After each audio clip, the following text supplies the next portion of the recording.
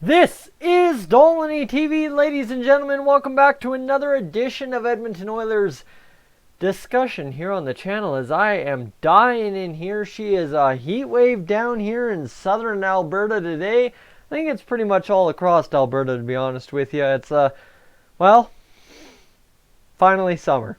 That's all I gotta say. We're finally into that hot, dry, hot, humid, depending on the part of the day, kind of weather that we all come to expect living in this glorious, beautiful province. And here we are, still talking about the Edmonton Oilers. It's July 23rd. We're now closer to the start of the season than we are away from the end of it. And, well, now what do you do? What do you do? Where do you go? What do you talk about? Today, well, I think we have a little bit we can talk about on the special teams when it comes to the Edmonton Oilers and what they might look like. Obviously, I'm going to only take a look at the power play because the penalty kill units are a little bit harder to decipher based on the fact that the whole bottom six is yet to be decided. That's obviously number one, guys. Everybody will tell you, any Detroit fan will tell you, any Oilers fan is starting to come around to it, that Ken Holland is going to make more than half this roster earn their logo on their chest this year. That's the way it's going to go. Not a pro, not a con. That's a very flatline way it should be thing. So we don't have to say, oh my God, that's so awesome with Ken Holland, or oh my God, that's terrible. No. That's not where we're going today. Today, talking about the power play units and how they kind of set up, and my reasoning as to why I would set them up in such a way if I'm Dave Tippett and his staff. Of course, they hired the new assistant coach. I don't have much of a book. I could do a video, but it doesn't serve me much at this point until we really understand what Dave Tippett's coaching staff is going to bring once we start seeing them kind of coach games in the preseason. So with that, let's get over right to my first image I've got for you. Power play number 1, and you're going to see a very familiar look. Guys, this is an old, tried and true method. Why change it up if you don't have to? That's exactly what I'm saying with this Oilers power play unit. However, there is a theory I'm following here in which, obviously, what are you missing? Right out of the gate, you're missing that big guy we got back for Milan Lucic. James Neal, right? You're missing him. Why? Well, here we go. Let's get down to a little bit of business on why this power play unit needs to still be power play unit number 1. Essentially, look at what they did last year, guys. These 5 guys generally on the power play, obviously Clefbaum for Nurse most of the year, or part of the year, however you want to juggle it up at times. These 5 guys combined, add in Nurse as well, saw the most power play time on the team, hands down. 100%. I don't need to get metrics. I don't need to get ice time. You guys know these guys were the top 5, top 6 dogs on the ice attacking the opponent's net for 2, 4, 5 minutes, whatever it was. Yes, okay, obviously if you're a 4 or 5, you got the other unit out there a little bit. But guys, the other unit, can you even name who the main attackers on the other unit were? Kara, Lucic, Gagne. Is that a power play unit or a third line? I'm not sure either. That's the thing right there. I'm not sure either. So, that's exactly why you stick with this being power play unit number 1. It worked well, and the fact behind it, I don't have to give you Draisaitl McDavid's power play numbers. They weren't as great as they could be. They weren't Tampa Bay power play numbers by any means. But you look at Alex Chiasson, and this is why you look at keeping this together. Alex Chiasson on the power play last year had 8 goals and 7 assists. Yeah, so obviously Nuge, McDavid, Draisaitl, feeding them the puck in front, him banging around for rebounds, that all contributes to it. No doubt, no qualms about that. Don't get me wrong. I understand Chiasson's role there, and that's exactly why you need him to continue such a thing. And you set him up in a position to succeed. Guys, a lot of us kind of really love that Chiasson contract, right? A lot of us thought, probably going to be closer to 3.5 million for Chiasson, especially when he was on his tear. Yes, towards the end of the year, we kind of thought this was more a possibility, but when Chiasson was going good, racking up those points, this is what we were kind of worried about. But now we get him for that contract, and guys, this is where you got to make him cash it in on the power play. 15 points on the power play. Do I need to remind you how many points Alex Chiasson had last year? How about 38? So damn near. What is that? What is that for a percentage? 33% of his points, or some crazy number, came on the power play. Guys, I'm stupid. I'm stupid. You know what? I am damn stupid. Let me do the math on 15 divided by 40. That's 37.5. Pardon me all the heck. Sorry about that. 37.5% of Alex Chiasson's points came on the power play. Now, keep in mind what I said. These 6 guys saw the most ice time on the power play. Well, hello.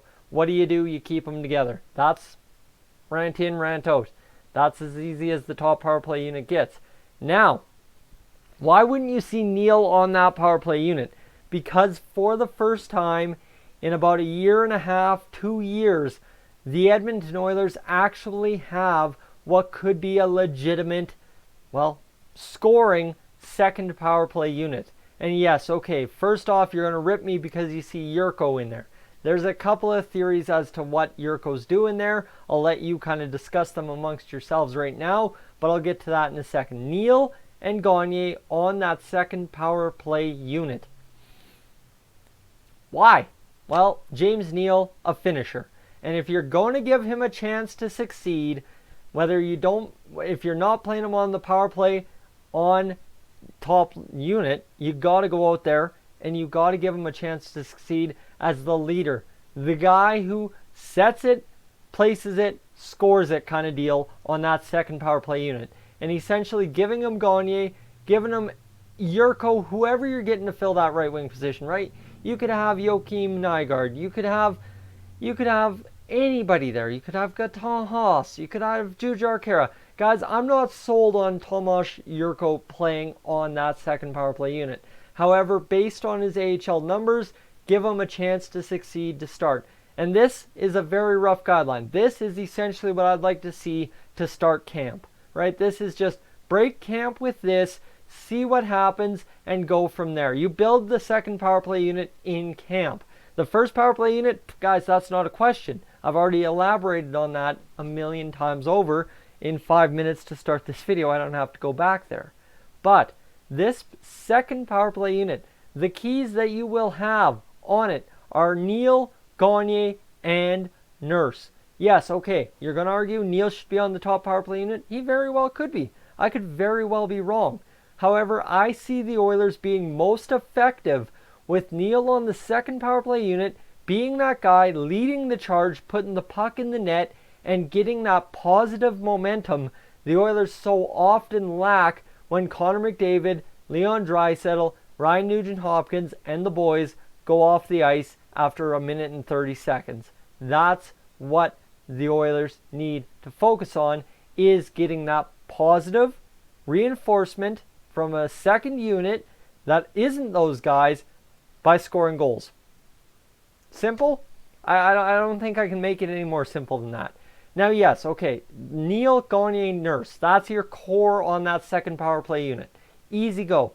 Because the other statistic I'm going to throw out here is the career average production, or 82 CPA, but power play points only, for guys like Neil and Gagne. You look at this, and this is where it gets fun. For Gagne, if he plays all 82 over his career, and you produce at the rate he has over his 82 game pace and stuff like that, I don't know how to break that down more simply. You guys know my 82 CPA formula, but power play points, and I'm throwing weird numbers now and getting myself all confused. It's 82 PP, CPP, who knows, 82 CPP, C triple PA.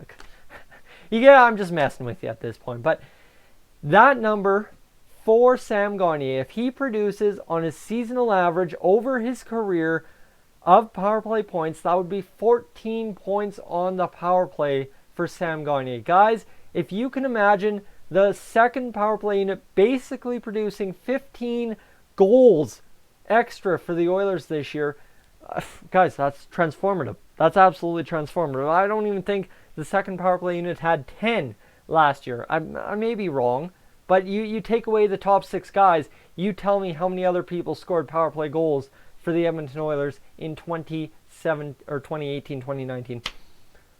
Whoop! Anyway, don't need to go back there.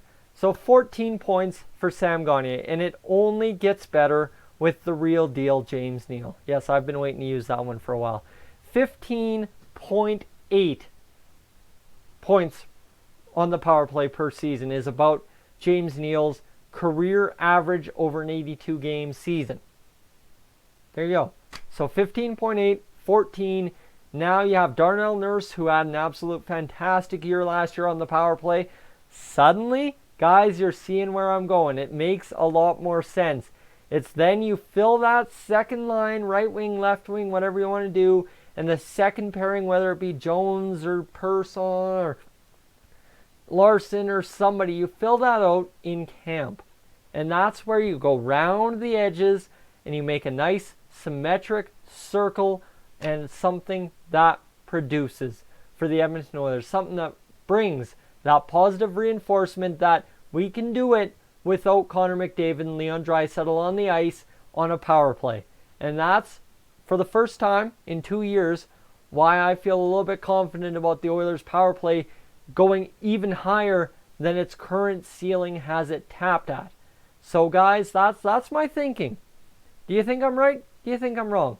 Let me know in the comments section down below. Let me know what your thoughts are on this Oilers power play. Is it going to be that much better? Am I just really rehashing last year and hoping for something better out of the second unit? Give me your thoughts. Give me your thoughts on what the Oilers power play can produce given what the roster currently looks like at this point. Guys, I'm Tyson. This is Dolynny TV. You know what to do. I am up on out of here.